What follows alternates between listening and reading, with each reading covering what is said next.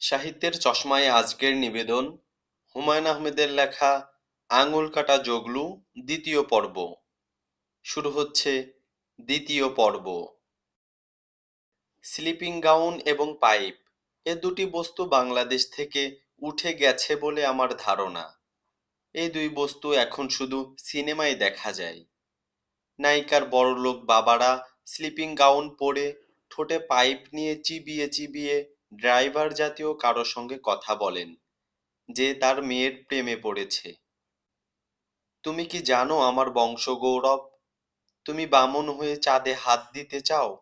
এত তোমার স্পর্ধা? তুমি আমার খানদান ধুলায় লুটিয়ে দিতে চাও? ইত্যাদি ইত্যাদি।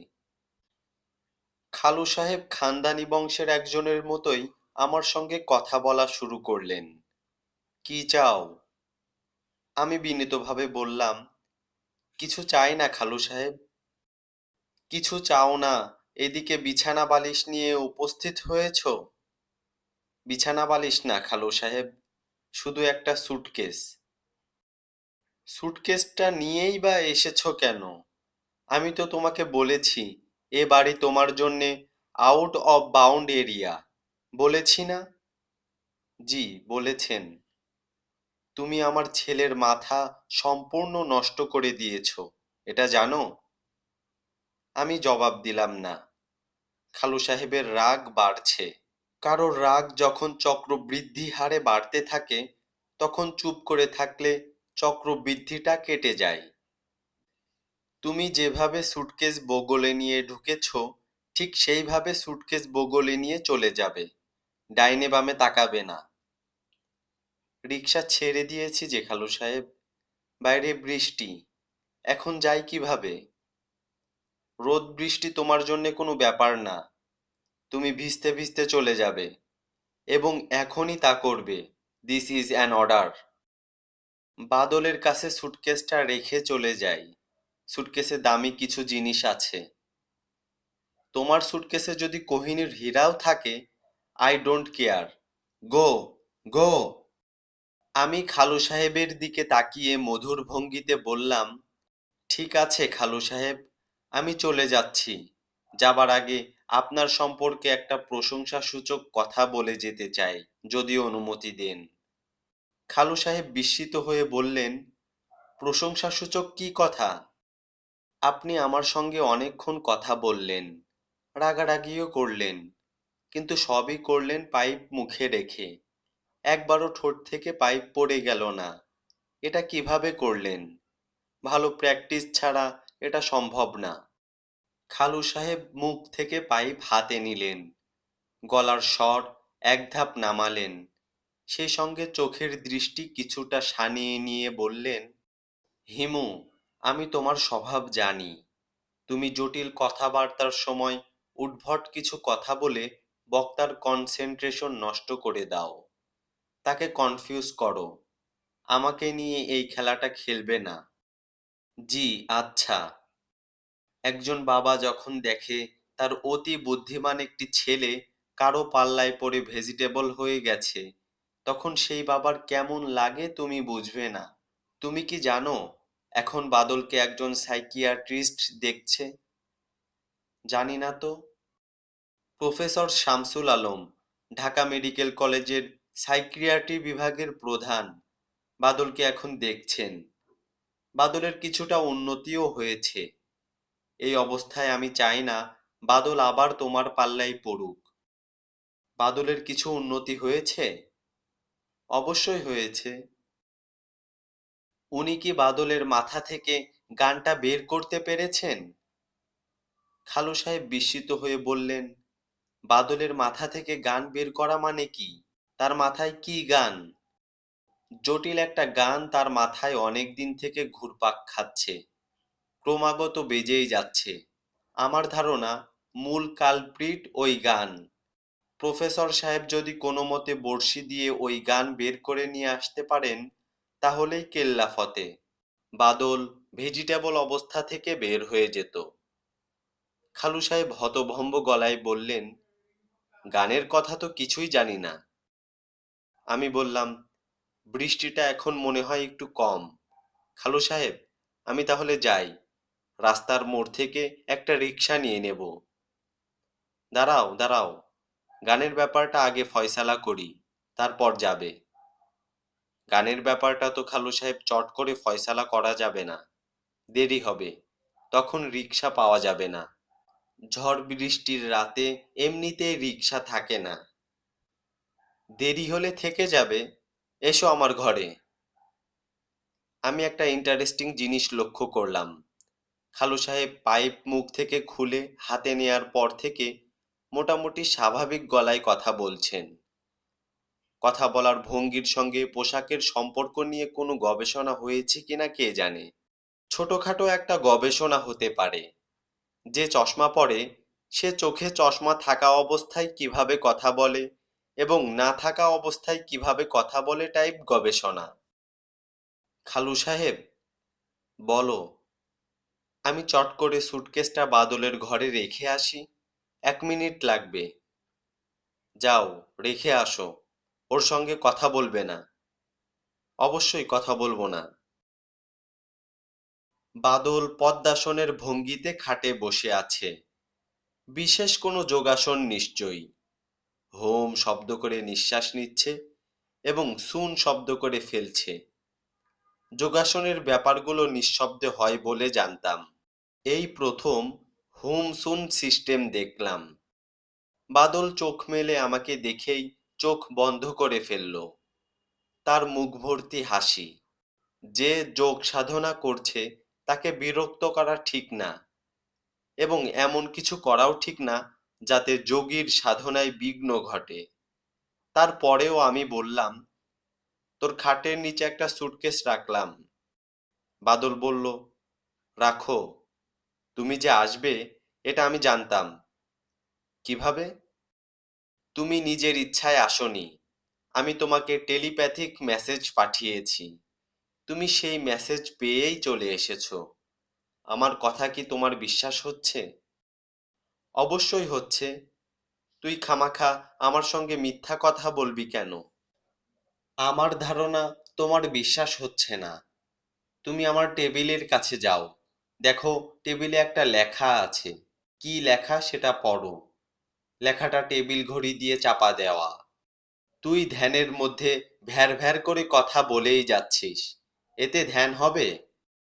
তোমাকে দেখলে আমার মাথা ঠিক থাকে না। হিমু ভাইজান, রাতে থাকবে তো? হুঁ। বিছানার কোন পাশে শোবে? ডান পাশে না বা পাশে? নাকি একা ঘুমাতে চাও? তুমি যদি একা ঘুমাতে চাও তাহলে আমি সোফায় শুয়ে থাকব। এত কথা বলিস না তো, হুম সুন করতে থাক, আমি খালুজানের সঙ্গে দেখা করে আসি। টেবিলের ওপর আমার লেখাটা পড়ে তারপর যাও। বাদল পেন্সিল দিয়ে লিখেছে সন্ধ্যা 6টা 21 মিনিট। আমি পদ্মাসনে বসে হিমু ভাইজানকে টেলিপ্যাথিক মেসেজ পাঠিয়ে বলেছি তিনি যেন চলে আসেন। মেসেজ তার কাছে পৌঁছেছে কিনা বুঝতে পারছি না। রাত 8টা 10, আমি আবারও মেসেজ পাঠিয়েছি। এই মেসেজ ডেলিভারি হয়েছে। আমি কাগজটা আগের জায়গায় রাখতে রাখতে বললাম, মেসেজ যে ডেলিভারি হয়েছে এটা বুঝলি কিভাবে? সিগন্যাল পেয়েছি। কিরকম সিগন্যাল? মাথার ভেতর পি করে শব্দ হলো। মোবাইল টেলিফোনে মেসেজ পাঠালে যেরকম শব্দ হয় সেরকম? হুম।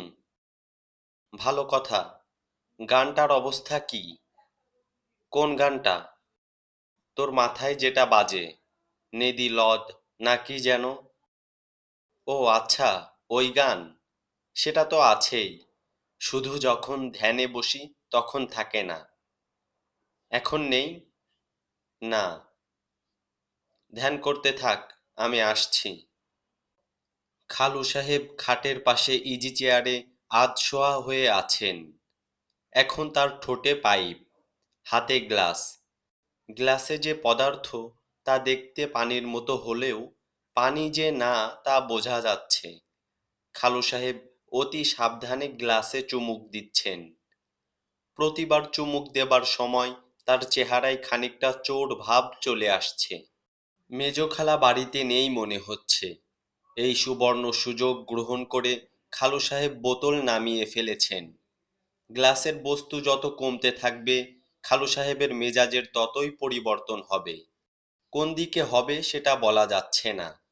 পরিবর্তন শুভ দিকেও হতে পারে, আবার অশুভ দিকেও হতে পারে।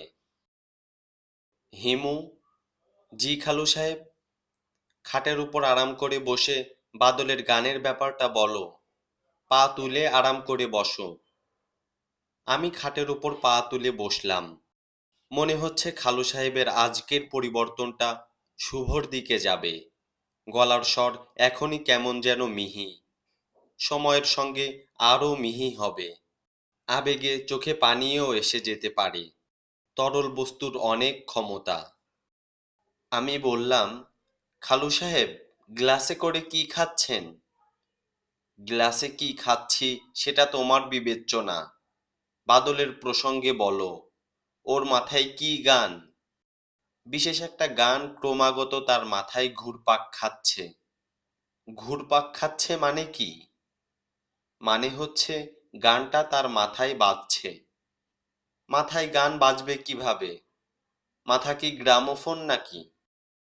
ব্যাপারটা অনেকটা সেরকম। বুঝিয়ে বলো, আমি কিছুই বুঝতে পারছি না। মনে করুন আপনি কোথাও যাচ্ছেন। হঠাৎ কোনো একটা নাপিতের দোকান থেকে হিন্দি গান ভেসে এলো, সাইয়া দিল মে আনা রে। গানটা মাথায় খুট করে ঢুকে গেল। আপনি অফিসে চলে গেলেন। গানটা কিন্তু বন্ধ হলো না, বাজতেই থাকলো। অফিস থেকে বিকেলে বাসায় ফিরেছেন, রাতে খাওয়া দাওয়া করে ঘুমোতে গেছেন, তখনও মাথায় গান বাজছে, সাইয়া দিল মে আনা রে, আকে ফির না জানা রে। বাদলের এই ব্যাপারটাই ঘটেছে। সাইয়া দিল মে আনা রে মানে কি? মানে হচ্ছে, বন্ধু আমার হৃদয়ে এসো। বাদলের মাথায় এই গান ঘুরছে? এই গান না, তার মাথায় অন্য গান। কি গান? নেদিলত বা রহাওয়ালা গপা। এটা কি ভাষা? জানি না খালু সাহেব। অর্থ কি? অর্থও জানি না। অন্য কোনো গ্রহের ভাষা হতে পারে, এলিয়েনদের ভাষা। বাদলের মাথায় এলিয়েনদের সঙ্গীত বাজছে? সম্ভাবনা আছে। ভিন গ্রহের অতি উন্নত প্রাণীদের মহান সঙ্গীত হতে পারে। হিমু, তোমার কি মনে হয় না বাদলের মাথাটা পুরোপুরি গেছে? সে এখন বদ্ধ উন্মাদ। খালু সাহেব, আপনি আমি মনে করলে তো হবে না। শামসুল আলম সাহেব যদি মনে করেন, তাহলেই শুধু তাকে বদ্ধ উন্মাদ বলা যাবে। বদ্ধ উন্মাদের সার্টিফিকেট উনি দেবেন, আমরা দেব না। শামসুল আলমটা কে? তিনি বাদলের চিকিৎসা করছেন। তার নাম তুমি জানো কিভাবে? আপনিই তো বলেছেন। ও আচ্ছা, আমি বলেছি, নিজেই ভুলে গেছি। খালু সাহেব ইজি চেয়ার থেকে উঠলেন, বইয়ের র্যাকের কাছে গেলেন, এনসাইক্লোপিডিয়া ব্রিটানিকার সেটের পেছন থেকে চ্যাপ্টা টাইপ একটা বোতল বের করে নিয়ে এলেন। হিমু, জি খালু সাহেব। গানটা বাদলের মাথা থেকে দূর করার উপায় কি? উপায় নিয়ে শামসুল আলম সাহেবকে ভাবতে হবে। তারা এই লাইনের বিশেষজ্ঞ। তুমি তার সঙ্গে কথা বলবে? ওনাকে এলিয়েনদের গানের ব্যাপারটা বুঝিয়ে বলবে? আপনি চাইলে বলতে পারি। থাক, দরকার নেই, আমিই বলবো। গানটা কি যেন? সাইয়া দিল মে আনা রে? না, এই গান না, অন্য গান। দুর্বোধ্য গান, লেদি লদ। এলিয়েনদের সঙ্গীত, তাই না?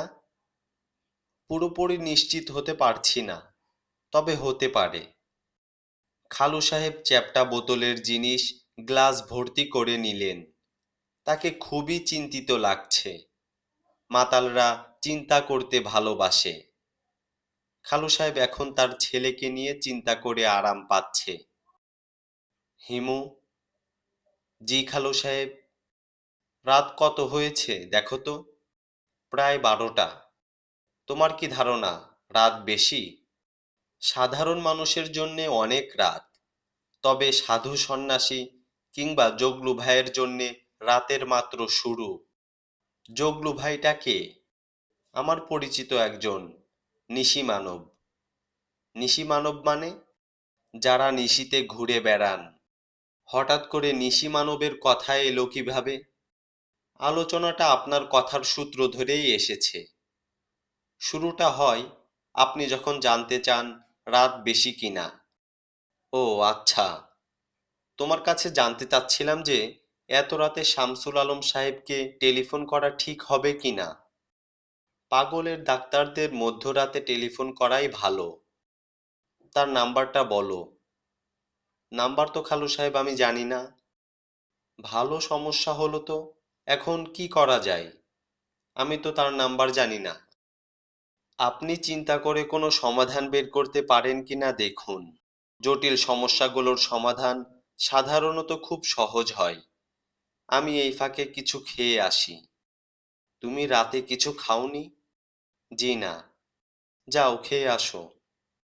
খেয়ে আপনার এখানে আসবো, না বাদলের সঙ্গে শুয়ে পড়বো? খালু সাহেব জবাব দিলেন না। গভীর দুশ্চিন্তা নিয়ে আমার দিকে তাকিয়ে রইলেন। তার বর্তমান দুশ্চিন্তা বাদলকে নিয়ে না, টেলিফোন নাম্বার নিয়ে। মাতালরা অতি দ্রুত এক দুশ্চিন্তা থেকে আর এক দুশ্চিন্তায় যেতে পারে। খেতে বসেছি। মেজ খালার বাড়িতে খাবার আয়োজন এমনিতেই ভালো থাকে। আজ আরো ভালো। বিশাল সাইজের পাবদা মাছ ঝোল করে রান্না করা হয়েছে। রান্নাও হয়েছে চমৎকার।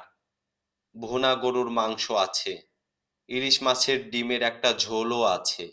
এই প্রিপারেশনটা দ্রৌপদীও জানতেন বলে মনে হয় না। খাবার মাঝখানে মোবাইল টেলিফোন বাজলো। জগলু ভাইয়ের টেলিফোন। আমি টেলিফোন কানে নিয়ে বললাম, হ্যালো জগলু ভাই। জগলু ভাই ধমকের গলায় বললেন, তুমি কোথায়? আমি বললাম, বাদলদের বাড়িতে। সেটা কোথায়? অ্যাড্রেস কি? কলা বাগানে। নাম্বার টাম্বার তো বলতে পারবো না। বাসা চিনি, অ্যাড্রেস জানি না। আমার জিনিস কোথায়? সঙ্গেই আছে, বাদলের খাটের নিচে রেখে দিয়েছি। বাদলকে? আমার খালাতো ভাই। তুমি যেখানে আছো সেই অ্যাড্রেস জেনে নিয়ে আমাকে জানাও। আমি এসে জিনিস নিয়ে যাব। নিজে আসবেন না কাউকে পাঠাবেন? একজনকে পাঠাবো। তার পাসওয়ার্ড কি? তার মানে? সাংকেতিক কোনো শব্দ। সে সেই শব্দ বললে আমি বুঝবো যে সে আপনার নিজের লোক। তখন তার কাছে জিনিস ডেলিভারি দিয়ে দেব। যেমন পাবদা মাছ একটা পাসওয়ার্ড হতে পারে। সে গেটের কাছে এসে ফিসফিস করে বলল, পাবদা মাছ। অমনি তাকে সুটকেস দিয়ে দিলাম। তুমি কথা বেশি বলো। শোনো, আমি মতিকে পাঠাচ্ছি। পাবদা মাছ শিং মাছ কিছু না। মতিকে তুমি চেনো? চেনো না? অবশ্যই চিনি। জগলু ভাই, একটা সমস্যা আছে যে। কি সমস্যা? মতি ভাই আমার কাছ থেকে সুটকেস নিয়ে গেল। তারপর আপনাকে বলল, সুটকেস পেয়েছি ঠিকই, কিন্তু সুটকেসে জিনিস ছিল না। জিনিস সে নিজে গায়েব করে দিল। এটা হতে পারে না। মতি আমার অতি বিশ্বাসী মানুষ। অবিশ্বাসের কাজগুলো খুব বিশ্বাসীরাই করে। ঠিক আছে, রাতে কাউকে পাঠাবো না। সম্ভব হলে নিজেই আসব। সম্ভব না হলে কাল দিনে অন্য ব্যবস্থা করব। রাতে মোবাইল সেট অন রাখবে। জগলু ভাই, আর একটা কথা ছিল। কি কথা? আপনি যদি পুলিশের হাতে অ্যারেস্ট হয়ে যান, তখন সুটকেসটা কি করব? অ্যারেস্ট হব কেন? কথার কথা বলছি। হতেও তো পারেন। আপনার ঘনিষ্ঠজনদের কেউ গোপনে পুলিশকে খবর দিল। আপনার অ্যান্টি পার্টির টাকা খেয়ে এই কাজটা তো করতে পারে, পারে না? সকালে খবরের কাগজ খুলে দেখলাম প্রথম পাতায় আপনার ছবি। আপনার পেছনে রমনা থানার ওসি এবং সেকেন্ড অফিসার হাসি মুখে দাঁড়িয়ে আছেন। সামনে একটা টেবিল। টেবিলে পিস্তল। পিস্তলের গুলি ফুলের মতো করে সাজানো। পুলিশরা পিস্তলের গুলি সবসময় ফুলের মতো করে সাজাই কেন আপনি কি জানেন? আমার সঙ্গে ফালতু কথা একেবারেই বলবে না। জি আচ্ছা। জগলু ভাই, আপনার খাওয়া দাওয়া হয়েছে? আমার খাওয়া দাওয়া নিয়ে তোমাকে চিন্তা করতে হবে না, তুমি তোমারটা নিয়ে চিন্তা করো। আমি হেভি খাওয়া দাওয়া করছি, বিশাল সাইজের পাবদা মাছ। আপনার যদি এখনো খাওয়া না হয়ে থাকে, চলে আসতে পারেন। ইলিশ মাছের ডিম আছে, গরু ভুনা আছে। চুপ, স্টুপিড। জগলু ভাই টেলিফোন রেখে দিলেন। টেলিফোন নিয়ে আমার কিছু সমস্যা আছে। টেলিফোনের কথা মনে হয় কখনো শেষ হয় না, কিছু না কিছু বাকি থাকে। একবার কারো সঙ্গে কথা বললে ইচ্ছা করে আরও কারো সঙ্গে কথা বলি। কঠিন গলার কারো সঙ্গে কথা বললে সঙ্গে সঙ্গেই মিষ্টি গলার কারো সঙ্গে কথা বলতে ইচ্ছা করে। মিতুকে কি টেলিফোন করব? নিশ্চয়ই এই মেয়ে এখনো ঘুমিয়ে পড়েনি, বাবার সঙ্গে কথা বলছে। মনসুর সাহেব মেয়েকে ভয়ঙ্কর ভয়ঙ্কর গল্প শোনাচ্ছেন। নিরাপদ অবস্থায় ভয়ঙ্কর গল্প শুনতে ভালো লাগে, বলতেও ভালো লাগে। মিতুকে টেলিফোন করা আমার কর্তব্যের মধ্যেও পড়ছে। তাদেরকে সাম্প্রতিক ঘটনাবলীর বিষয়ে আপডেট রাখা দরকার। আমি টেলিফোনের বোতাম টিপলাম। ওপাশ থেকে মিতুর তীক্ষ্ণ গলা শোনা গেল। কে? মিতু, কেমন আছো? কে?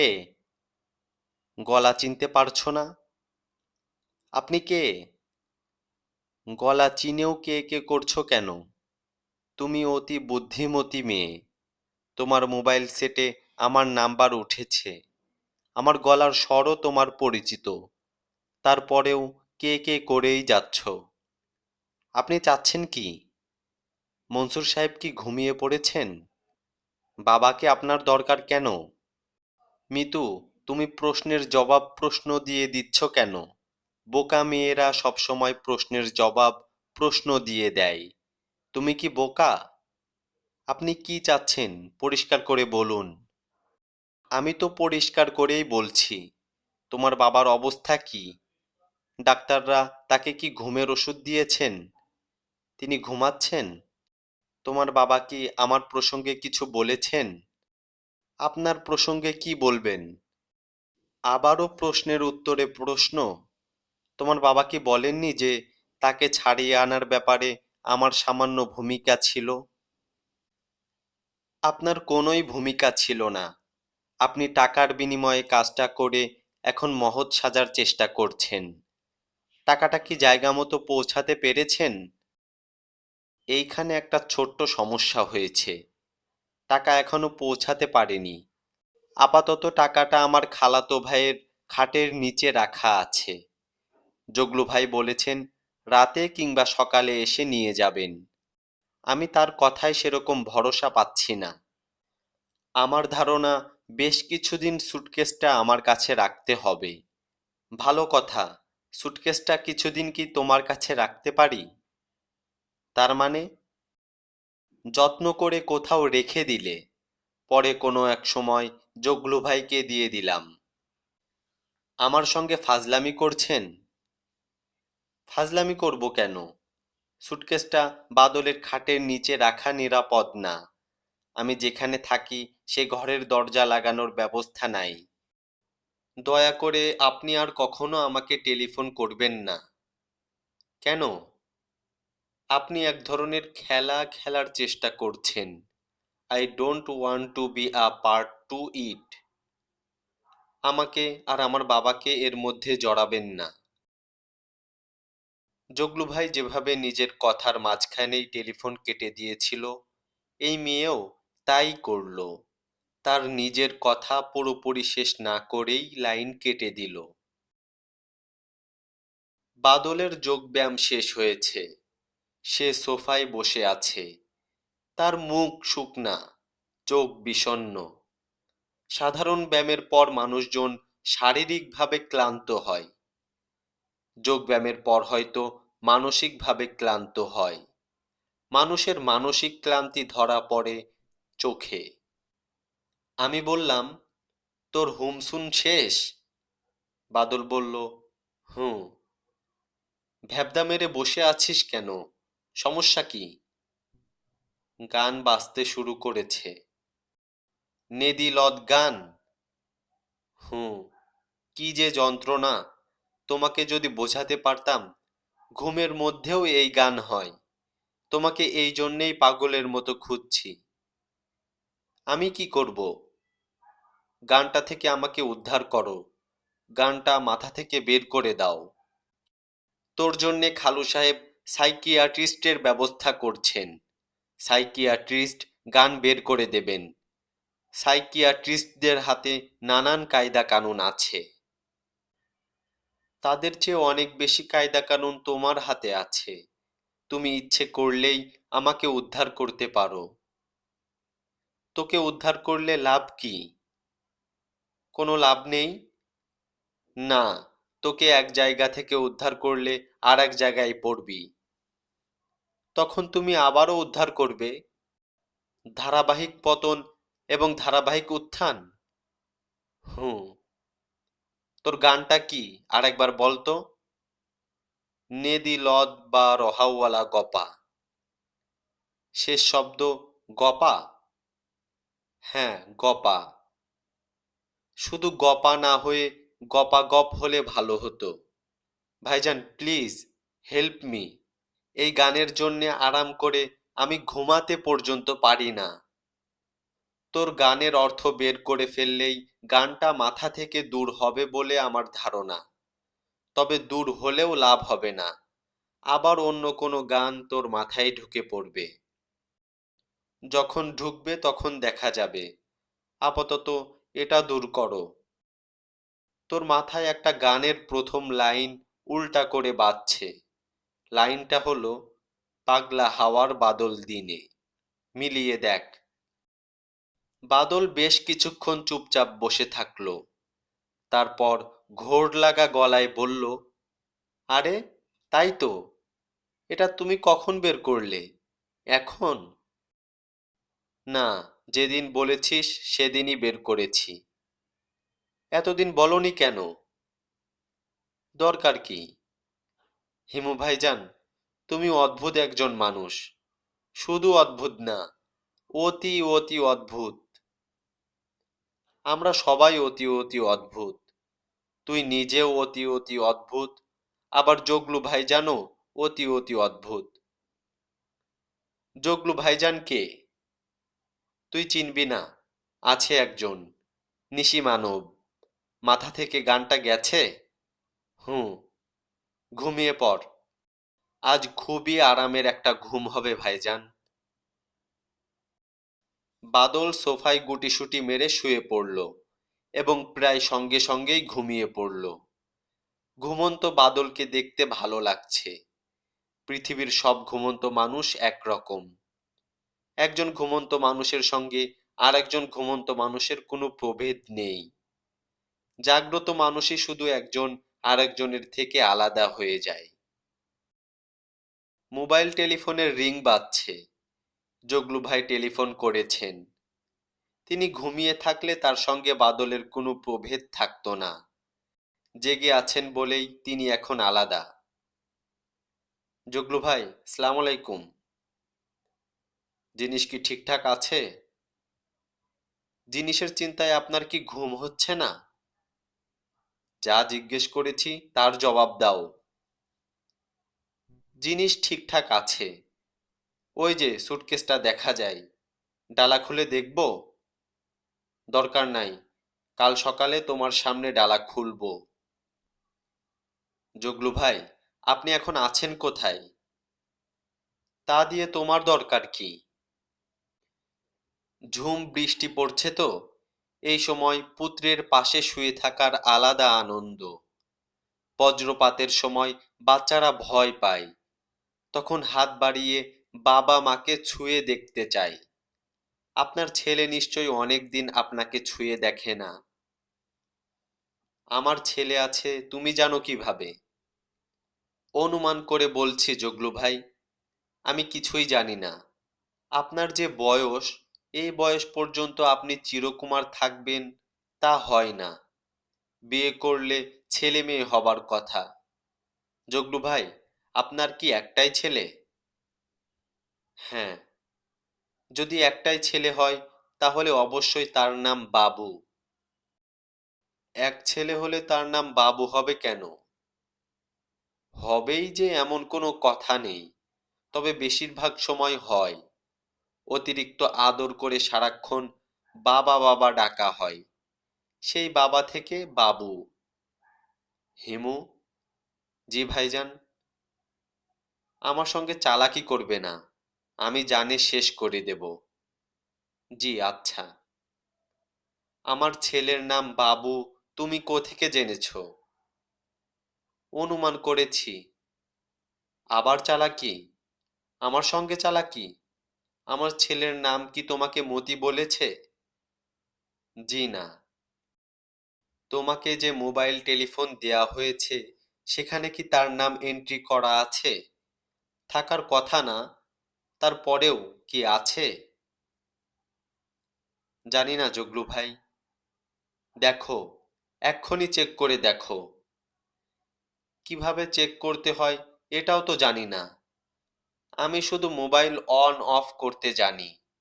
আমার খালাতো ভাই বাদল এই সব ব্যাপারে খুবই পারদর্শী।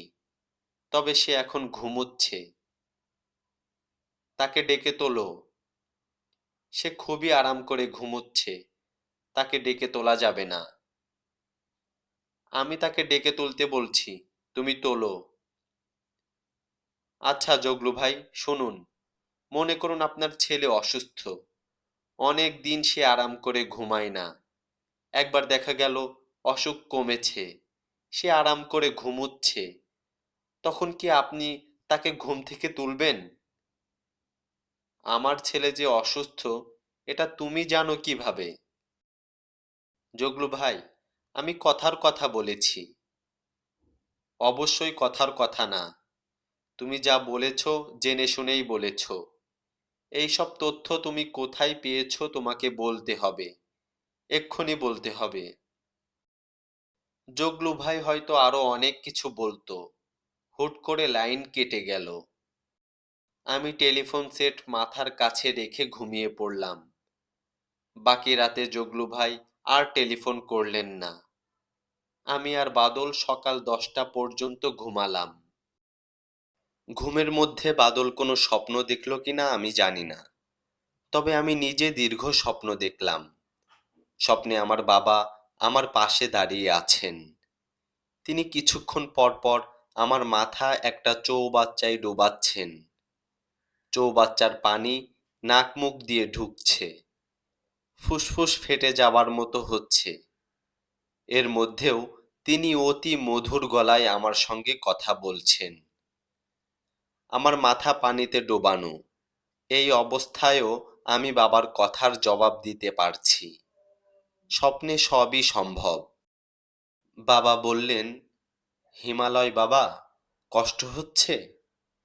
হুম। বেশি কষ্ট হচ্ছে? হুম। স্বাভাবিকভাবে নিঃশ্বাস নেবার আনন্দটা কি এখন বুঝতে পারছিস? পারছি। সহজভাবে নিঃশ্বাস প্রশ্বাসেই যে মহা আনন্দ, এটা বুঝতে পারছিস? পারছি। এখন ছেড়ে দাও। আর একটু নিঃশ্বাস নিতে দাও বাবা, মরে যাচ্ছি। আর সামান্য কিছুক্ষণ, এই তো, এক্ষুনি ছাড়বো। বাবা তুমি আমাকে এত কষ্ট দিচ্ছ কেন? কষ্ট না পেলে আনন্দ বুঝবি কিভাবে? বাবা আমি আনন্দ বুঝতে চাই না, আমি কষ্ট থেকে মুক্তি চাই। আমি তোর শিক্ষক। আনন্দ কিভাবে পেতে হয় সেটা তোকে আমি না শেখালে কে শেখাবে রে বোকা ছেলে? সাহিত্যের চশমায় এতক্ষণ শুনছিলেন হুমায়ুন আহমেদের লেখা আঙুল কাটা জগলু দ্বিতীয় পর্ব। আমি আব্দুল হালিম সাহিত্যের চশমা থেকে বিদায় নিচ্ছি। আবার দেখা হবে পরবর্তী পর্বে।